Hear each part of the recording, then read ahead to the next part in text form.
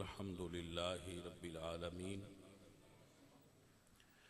والعاقبۃ للمتقین والصلاۃ والسلام علی سید الانبیاء والمرسلین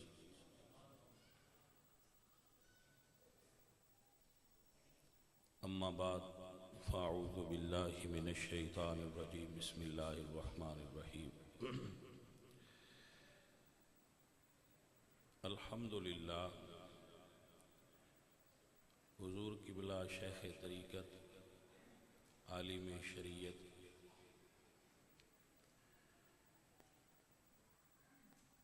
سجادہ نشین دربار عالیہ معظم آباد شریف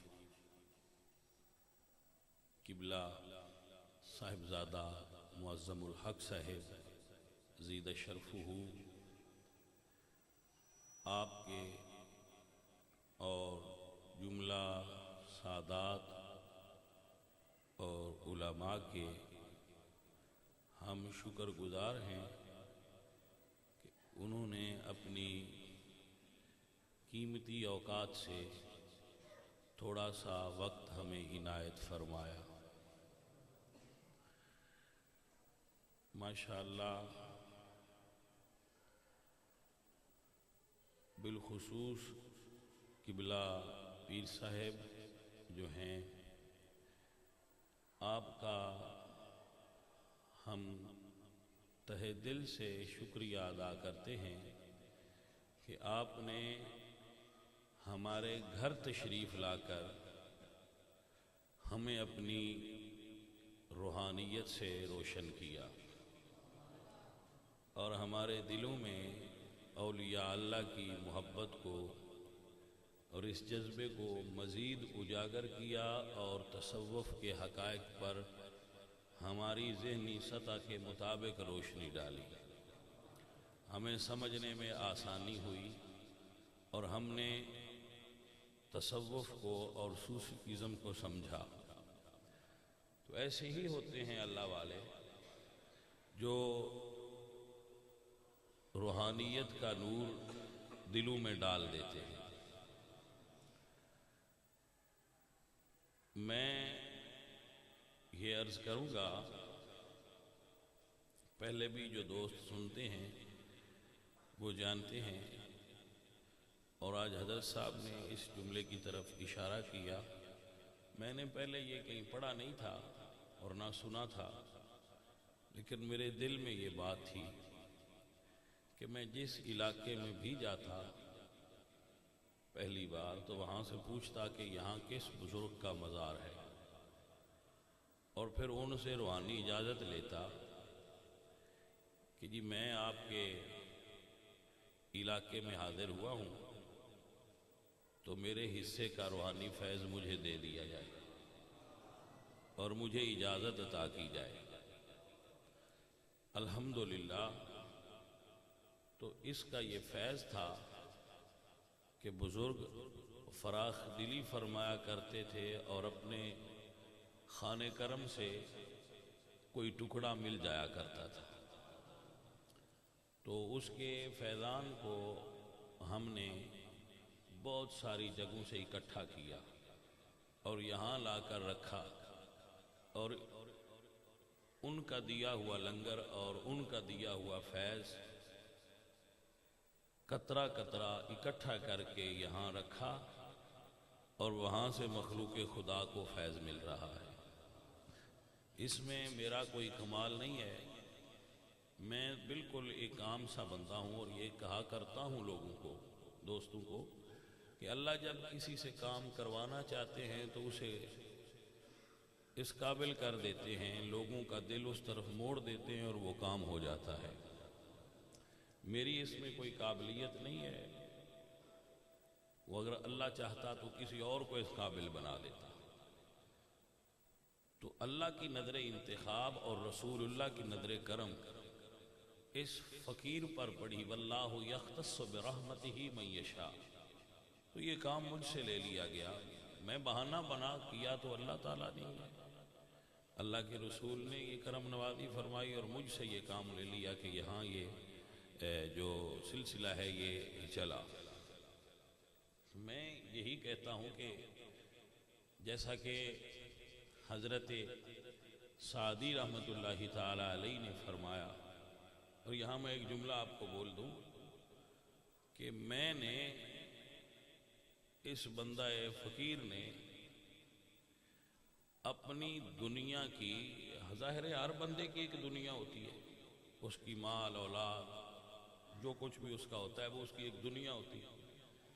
میری دنیا میں سب سے قیمتی چیز میری اولاد تھی۔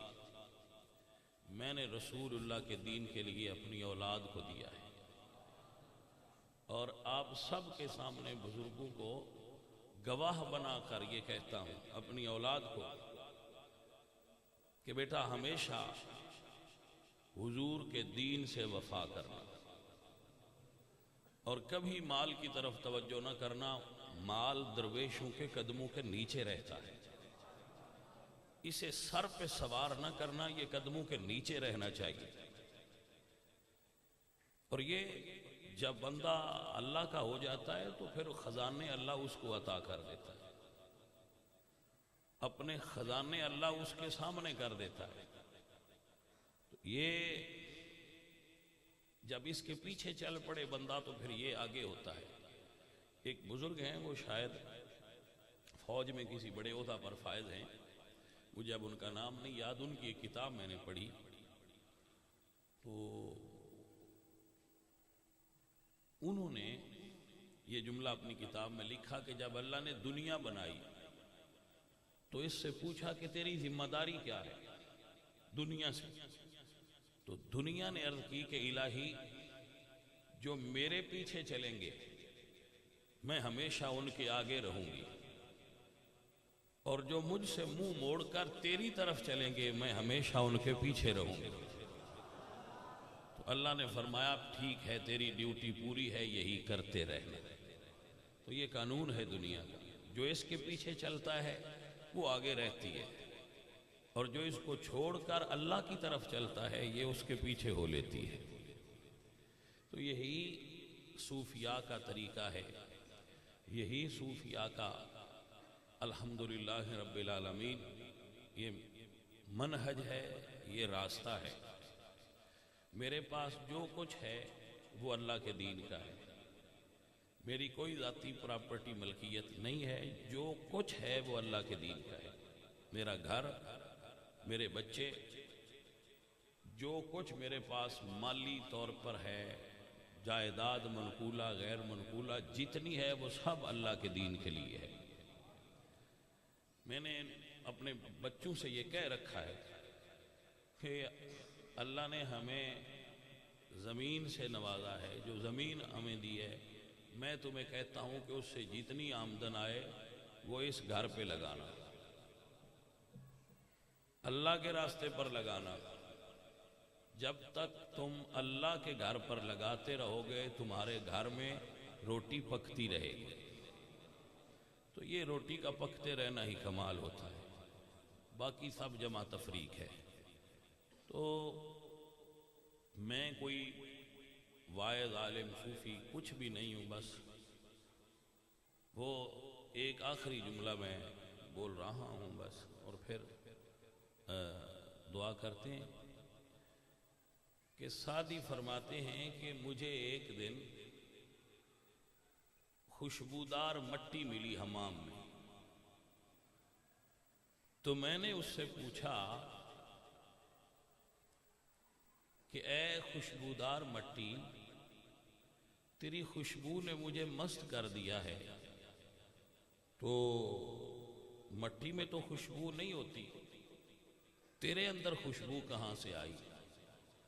تو فرماتے ہیں کہ مٹی نے مجھے کہا، یہ بھی ایک راز ہے، جیسے حضرت صاحب فرما رہے تھے نا کہ درخت نے باتیں کی، تو یہ لوگ جو آج کل کے بچے کچے ذہن کے وہ تو سمجھتے ہیں کہ لو درخت بھی باتیں کرتے ہیں، آپ نہیں سمجھتے، یہ ابھی آپ چھوٹے ہیں، اگر کسی نے سمجھنا ہو تو میرے پاس بیٹھ جائے، اتنا تو میں بھی سمجھا لیتا ہوں کہ یہ باتیں کیسے کرتے ہیں، اتنا تو میں بھی سمجھا لیتا ہوں۔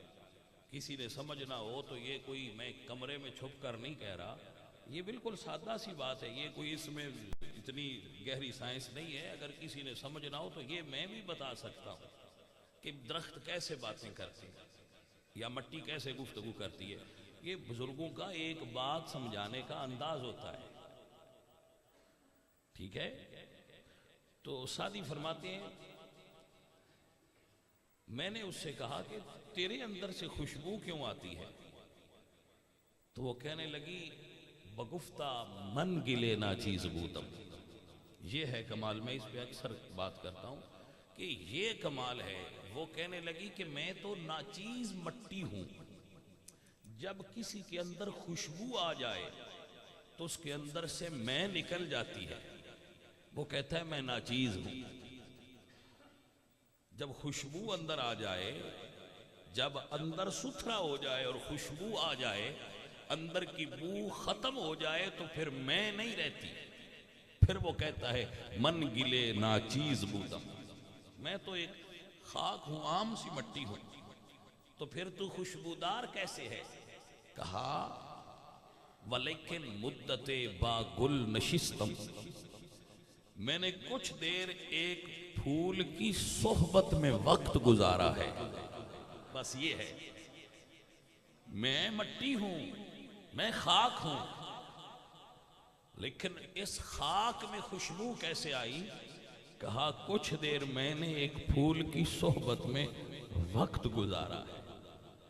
ارے بھائی، جب ہم کسی خوشبو والے کے پاس بیٹھ جائیں جس کا اندر باطن کی روحانی خوشبو سے مہک رہا ہو، تو ہم بدبودار بھی ہوں تو اس کی خوشبو سے ہمیں نفع حاصل ہوتا ہے.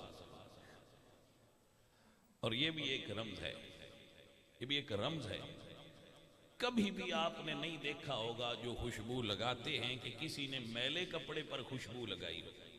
پہلے کپڑے کو دھویا جاتا ہے، پہلے کپڑے کو صاف کیا جاتا ہے، پھر خوشبو لگائی جاتی ہے. تو ایسے ہی بابے بھی کرتے ہیں، ایسے ہی صوفی بھی کرتے ہیں. وہ پہلے من کو اجلا کرتے ہیں، پھر اس میں تصوف کا نور رکھتے ہیں. اب ہم بھاگے جاتے ہیں گندا لے کر اور کہتے ہیں یہاں خوشبو لگا دیں، تو وہ پھر نہیں لگاتے. بڑے نفیس ہوتے ہیں یہ صوفی، یہ صوفی بڑے نفیس ہوتے ہیں. ایک مرتبہ حضرت مرزا مظہر جان جانا رحمت اللہ تعالی علیہ، قاضی ثناء اللہ پانی پتی رحمت اللہ تعالی علیہ کے مرشد کریم ہیں، انہی کے نام پر آپ نے اپنی تفسیر کا نام تفسیر مظہری لکھا. حضرت مرزا مظہر جان جانا رحمت اللہ تعالی علیہ بادشاہ وقت آپ کو ملنے کے لیے آیا. بادشاہ وقت آپ کو ملنے کے لیے آیا تو آپ نے کہا مجھے پانی پلاؤ خادم سے. تو بادشاہ بیٹھا ہوا تھا، اس نے کہا یا حضرت یہ سعادت مجھے دیں، میں پانی پلاتا ہوں. تو اس نے کٹورے میں سراہی سے پانی انڈیل کر حضرت کی خدمت میں پیش کیا. بادشاہ پانی حضرت نے پیا اور جب کٹورا واپس کیا تو وہ رکھنا تھا سراہی کے اوپر. بادشاہ نے رکھتے ہوئے ٹیڑھا کر دیا، برتن کو اوپر رکھتے ہوئے ٹیڑھا کر دیا، یعنی ٹھیک طرح سے سیٹ نہ کیا اس کو رکھتے ہوئے. تو آپ فرمانے لگے یہ نفاست ہوتی ہے بزرگوں کی کہ جسے برتن کے اوپر برتن رکھنا نہیں آتا تو بادشاہی کیسے کرتا ہے؟ تجھے تو یہ سلیقہ نہیں ہے کہ برتن کیسے رکھا جاتا ہے ٹھیک سے، تو بادشاہی کیسے کرتا ہے؟ آپ کو غدر میں فسادات کے زمانے میں آپ کو اس وقت بارود والی گنیں ہوا کرتی تھی. تو آپ زخمی ہو گئے تو کسی عیادت کرنے والے نے آپ سے پوچھا کہ حضرت آپ کی طبیعت کیسی ہے؟ تو کہا مجھے گولی کی اتنی درد نہیں ہے، بس اس کے پاؤڈر کی بو پریشان کرتی ہے. جو اس کے پاؤڈر کی بو ہے نا وہ مجھے پریشان کر رہی ہے. تو بزرگ اتنے نفیس ہوتے ہیں کہ ظاہر کی جو درد تھی گولی کی اس کو اتنا محسوس نہیں کر رہے جتنا بو کو محسوس کرتے ہیں، اور یہ بدبو ہے ظاہر کی. تو سوچئے ہمارے اندر کی بدبو بزرگوں کو کتنا پریشان کرتی ہو. जब भी किसी अल्लाह वाले के पास जाओ तो यही कहते हैं ना कहने वाले कि अपना दिल मन साफ करके जाओ, क्योंकि वो नजर दिलों पर रखते हैं। अपने मन की दुनिया को साफ करना ये कमाल होता है। मन में बीमारियां अलग किस्म की होती हैं, कदूरत की, हसद की, गरूर की, तकब्बुर की, अना की, हुब्बेजा की, शहवत, ये बहुत सारी चीजें मन में होती हैं और ये मन की बीमारियां दिल की होती हैं। तो इनको साफ कर लें तो फिर खुशबू होती है। तो अजीजों और साथियों, ये मन की बीमारियों को साफ करने वाली दवाई जो है वो जिक्र इलाही है। जो मन की बीमारियों को साफ करती है वो जिक्र करने वालों के साथ जिक्र करना है। देखा ना, ये क्या है कि जी जिक्र करने वालों के साथ जिक्र करना।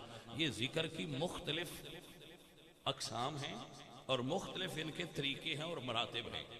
कुछ ऐसे अज़कार हैं जो खलवत में किए जाते हैं, कुछ ऐसे अज़कार हैं जैसे अल्लाह फरमाते हैं वरकाऊ मअर राकिईन। भाई सुबहान रब्बियल अज़ीम तो पढ़ना है, पढ़ने वालों के साथ पढ़। तो अब साथ पढ़ने से क्या होता है? जिक्र तो हमने अल्लाह का करना है, करने वालों के साथ करने से क्या होता है? तो हर बंदे के जिक्र करने की तासीर अपनी होती है, कबूलियत का दर्जा अपना होता है। हम अगर 10 बंदे बैठे हैं तो हो सकता है 9 ऐसे हों जिनका जिक्र मकबूल ना हो, कोई एक ऐसा हो जिसका जिक्र मकबूल हो, तो उसके मकबूल के सदके हमारा नाम मकबूल भी मकबूल हो जाएगा। रसूलुल्लाह फरमाते हैं जब ज़ाकिरीन जिक्र के लिए बैठते हैं, जिक्र करने वाले, तो कोई बंदा पास से गुजरता है, ये मफ़हूम हदीस है, तो वो इरादे से नहीं आता कि मैं भी महफ़िल जिक्र में बैठूं, वो गुजरता है और बैठ जाता है। तो अल्लाह फरमाते हैं कि फरिश्तों, जो इरादे से नहीं आया, बस गुजरते हुए बैठ गया है, मैंने उसे भी माफ कर दिया है, मैं उससे भी राजी हो गया हूं। क्यों? क्योंकि ये ऐसे लोग हैं जिक्र करने वाले, ला यशका बिहिम जलीसुहुम, इनके पास बैठने वाला भी बदबख्त नहीं होता, तो इनके पास बैठने वाले पर भी कर्म हो जाया करता है। तो इकट्ठा जिक्र करने से कर्म ये होता है, बरकत ये होती है कि कोई ऐसा कामिल होता है जिसके दिल की तार जुड़ी होती है, तो जब हम उसके साथ जुड़ जाते हैं तो हमारा जिक्र भी मकबूल हो जाता है। तो ये दिल के मामलात हैं, ये बातन के मामलात हैं। और हज़रत तशरीफ़ फरमा हैं, आप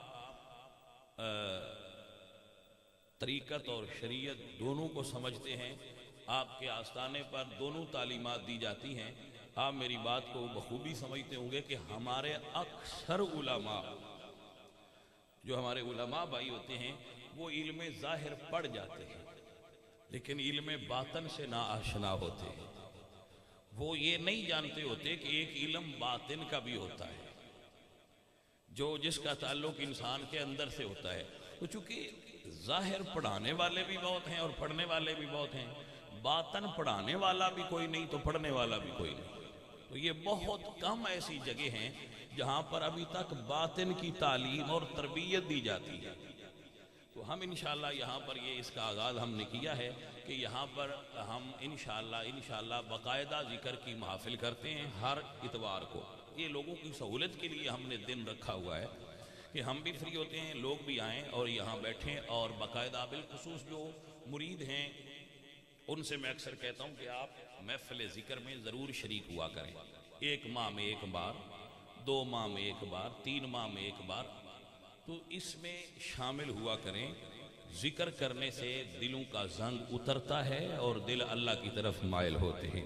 तो बुजुर्गों की मौजूदगी को गनीमत समझते हुए बिल्कुल थोड़ा सा हम फैज़ लेंगे और उसके बाद हम दुआ करेंगे। ये इनका फैज़ इनसे लेकर मैं आप तक इंशाअल्लाह पहुँचा रहा हूँ, इनकी करम नवाजी है और ये बड़े करीम लोगों की औलाद से हैं, अल्लाह के वलियों के औलाद में से हैं।